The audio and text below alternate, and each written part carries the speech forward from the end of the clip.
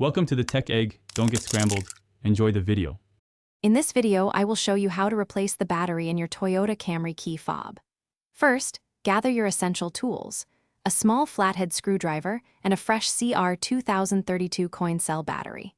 Having a clean, well-lit area is crucial to avoid misplacing tiny components during the replacement. This simple task is quite straightforward and usually takes less than 5 minutes from start to finish, getting your key fob back to full power quickly. Now, let's open the key fob. Begin by locating the small release button, usually found on the side of the fob. Press this button firmly and then slide out the emergency key blade. This action reveals a small notch or slot. Carefully insert your small flathead screwdriver into this notch and gently twist or pry the two halves of the key fob apart. Be gentle to avoid damaging the plastic casing. With the key fob open, you'll see the old battery.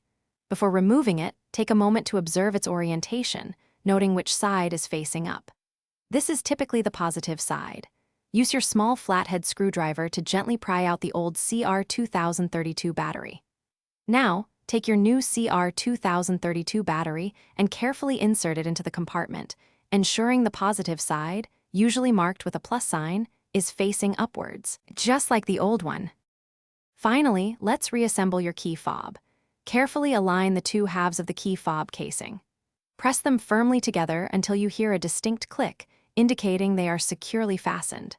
Next, slide the emergency key blade back into its designated slot until it locks into place.